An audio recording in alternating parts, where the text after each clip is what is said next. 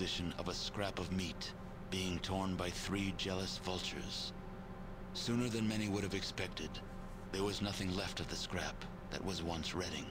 For Vault City, New Reno, and the New California Republic had laid waste to what was once an area of plenty. Yeah, I skipped through that down pretty Nothing now quickly. exists but the desiccated husk of what was once Reading. Oops. With the destruction of the conspiracy to destroy the mutants, Broken Hills began to thrive. Hell yeah, I did something right again. The uranium ran out. Oh. The city, having lost its sole reason for existing, slowly dispersed. The residents carried their riches with them, leaving the place a windswept, desolate ghost town. I tried. A few holdouts remained, attempting to eke out a pathetic existence, but eventually, they too disappeared. Inspired by your example, Marcus eventually traveled across the Great Mountains to the east, searching for other refugees from the Master's army. You never heard from him again. God damn it, Marcus. Your help with Vault 15 launched the New California Republic's push to civilize its neighbors. Though there were many more obstacles to overcome, the NCR now had a foothold into the northern wastes. With the support of the New California Republic, the Vault 15 squatters soon became self-sufficient and productive members of society. With your aid, the Death Claws of Vault 13 became a thriving community. Oh yeah! When the Vault could no longer hold their numbers, a peaceful campaign of expansion was launched to claim the surrounding lands. The Shi flourished, creating a botanical scourge on the radiation surrounding their beloved town. Though this vine could not grow in other soils, the Shi took care to nourish it in their lands. They continued to grow in strength and prominence, forming the basis of a new empire.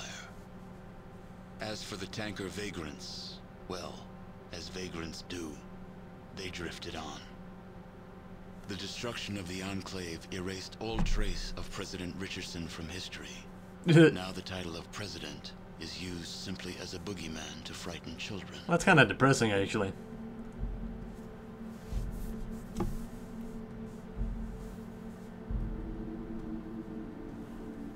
Well, everyone, that is the end of Fallout 2. As you can probably tell, we missed a lot of quests, both random, obscure, and probably a lot of actually very blatant quests that, not because I was specifically impatient, but because I was doing other things at the time. I was trying to do other quests, and one quest led to another, and we eventually got to where we were at the NCR, and then into the, you know, San Francisco, and then into the base, and then at the end of the game. So, I mean, there's a lot of quests that we missed, but that's something that's very, very common in this kind of game.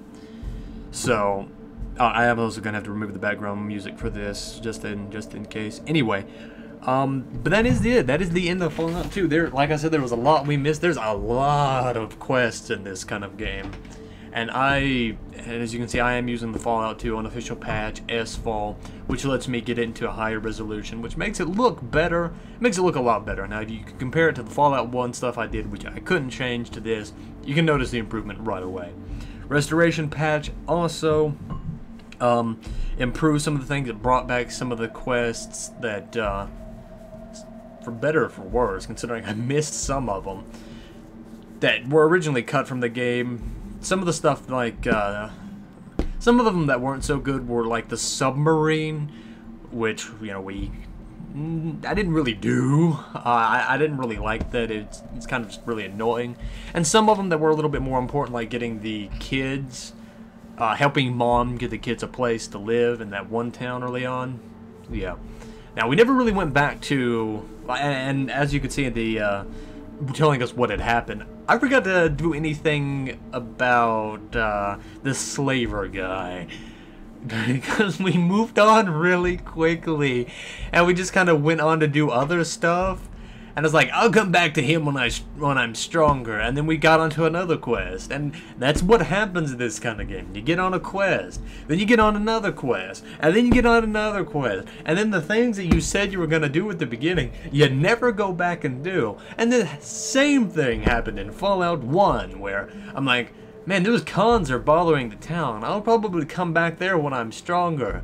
lo and behold, the game's finished, and it's like, the cons are terrorizing the town because you didn't do anything, and I'm like, fuck.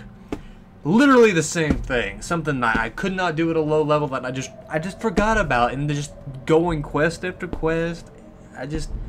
My own fault. Admittedly, it's my own fault for skipping over it, but I mean, I just didn't think about it at the time. So, the No Mutants Allowed community. Now, if you are a big fan of Fallout 1 and 2 and you want some mods, you want a good community, that's the place to go. Fallout 2 high resolution patch. They added a lot of their own shit here to the credits, which is going to make it a lot longer, but you get to hear me bitch and complain and just talk for that amount of time. Now, if you don't want to hear me talk, I don't know what to say, so... Well, we're done with that. So we're done with Fallout 2, so the next game on the list is Fallout 3. Now, I will be playing Fallout 3 with all of the DLC from the get-go. I won't go straight to it. A lot of the Fallout 3 DLC can give some items that really break the game pretty quickly. I will also be modding it to increase the difficulty. As far as this, Fallout 3 suffers from the everything is your level kind of thing that Oblivion had, and you got out of that with Fallout New Vegas, where if you went into the wrong area too quickly, you'd be raped. If you went north from the first town, you'd run into those bee things and they'd destroy you. But Fallout 3 never gives you anything that is too far over your level unless it's specifically scripted, and there's only 2 cases of that in that game that I remember, and that was the Behemoth and something else. I think the end game, because I mean it's the Enclave. You can't really tone down the Enclave, but so there we go. We're gonna have that. I'm gonna have that game modded with maybe a few graphical packs. Obviously, I am gonna also include the More Monsters mod. If you don't know, or More Enemies mod, whatever it's called in that game. I'm pretty sure it's the MMO or the MM something. The More Monsters MMM. That's it. The MMM was it. The More Monsters mod. It's kind of like an overhaul for the enemies in the game. It increases the amount of ghouls. It makes nighttime a little bit more tougher to go through, and it just makes the game in general more fun because it adds in some of the enemies from this game, like the aliens, the Wanamingos. The aliens and the Wanamingos are the same thing. It adds in a few things like that. So we will be getting into Fallout 3. Now, I have gotten a lot of requests to do a game called Wasteland. I'd honestly never heard of it. And it's the spiritual predecessor of Fallout, sort of like how System Shock is the predecessor for BioShock. System Shock, BioShock, ha. But you know, Wasteland, hey, we're in the Wasteland. But no, now Wasteland 2 will be coming out eventually. I've actually seen stuff on that, and you know, you'd think Wasteland 2, Wasteland. Now, when Wasteland 2 comes out, or before it does. Hopefully, if I'm given enough time to finish Fallout 3 and New Vegas, which are both very long games, longer than Fallout 2 in their own right, very different style of game. I mean, this is kind of like, you know, this is turn-based, and that's, you know what, everybody knows what Fallout 3 is at this point, but Wasteland and Wasteland 2 are probably going to be very different games, obviously, because Wasteland is... From what I've seen of it, from what I've seen of the screenshots, is very, very, very text-based. Even more so than Dwarf Fortress. Actually, probably on a level that Dwarf Fortress would never be able to achieve, just on sheer gameplay factor. But with Wasteland, I may or may not do that. This is to those guys that have been, you know, kind of responding on a lot of the videos asking me to do it. I think I've gotten about 6-7 requests, both in comments on the video and people messaging me about it. Yes, I do know that you guys want me to play it, but it being as text-based as it is, I'd like to wait till before Wasteland 2 comes out, and even then, don't count on it. I mean, unless something really convinces me to do it, I don't think I will. I don't think it would be that interesting to watch.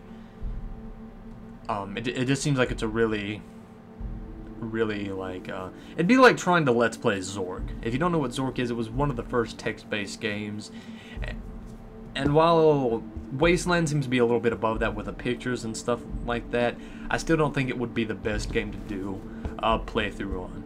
I might do it on my own time. If you guys really want me to, I can do it on my own time and maybe do a reaction on it. But as far as doing a full let's play on it, Don't think so. Sorry on that. I do like doing your guys' request, but this is one of the times where I'm going to have to say no. For now. No for now. Because it just doesn't seem like a good enough game. I mean, it seems like it might be a good game, but not a good enough game to do a Let's Play of, at least. And I'm going in circles. Anyway, so Fallout 3 is next on the board, and then Fallout New Vegas. I will not be doing Tactics or Brotherhood anytime in the foreseeable future. Now, those games both have, I can't remember which one it is. I think they both have a certain amount of multiplayer to it. If I can get one of my friends to join along with it, doubtful since none of them are really big fans of this kind of game. I probably will do one of them if I can get a close friend to do it, but he's really lazy. I'm not even talking about Jason, even though he is lazy, but I doubt he'd do it anyway. He's busy with his own things, so. So Fallout Brotherhood and Tactics not on the schedule yet. I may or may not take a break between 2 and 3 for Fallout to do a special game for a friend of mine. He bought me a I didn't have a keyboard, didn't have the money at the time, and he bought me a keyboard, so I might do a special game for him. He probably isn't watching this, but you'll probably, if you guys see me starting up another game, I'm going to be doing that for him before the next game. So then we're going to go have that. What else? This is some really long credits, by the way. And I don't want to skip over them because usually, I don't know, I don't like skipping over credits because I like to give credit where credit is due. So yeah, so Fallout 3, next on the board as far as Fallout games go, and Greg Eagles for Sulik. Nobody's ever corrected me on saying his name, so I'm pretty sure I'm saying it right. Not that there's a lot of ways you can probably say it. Sulik, Solik, Sulix, Sulululululu. A kiss to build a dream on. Good music. Good music. Now, I will also say that because of the amount of old music and copyrighted music in Fallout 3, I will be disabling music in that. At least stuff like the Kiss to Build a Dream on, and you know, stuff like that. Stuff that you would hear on the radio with 3 Dog. So we won't be listening to 3 Dog any in that. Sad to say, because that's one of the reasons why I really liked Fallout 3 and New Vegas, was the music. I mean, it just really set a tone that was just, it was really good. And that actually makes me really sad that I won't be able to listen to the music. I mean, I really like that. I mean, it just struck a chord and it just set a really good tone. So, Greg Bowman. Oh, stretching. It's good to have finished the game. The turrets did piss me off. Like I said, I didn't mean to. I wasn't trying to rush through the game.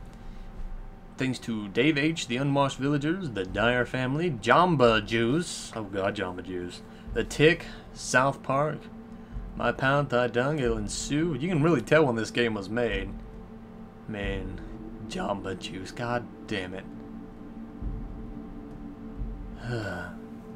Anyway, so I didn't really want to rush through the game like I did, and I don't think I really did for processing and above and beyond the Call of Duty. I saw Call of Duty, I'm like, wait, what? So I may or may not make a few more videos on this, showing off some of the stuff that you do after the game's over.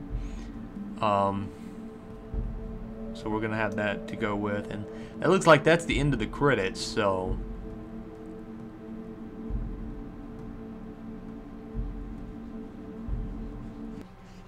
Do you wish to continue playing? Hell yeah. Oh, there we go. That, everybody, is the end of Fallout. I always did like the way. That is the end of Fallout 2. Now, like I said, I may or may not make any more videos on this afterwards. I know there are a few things you can do after the game, but whether we're going to actually get on to doing that is variable. I really don't know. Hope you know where you're going. So, I hope everybody has enjoyed Fallout 2. And I can't wait to see you guys in the next game. Have fun out there, everybody. And good luck.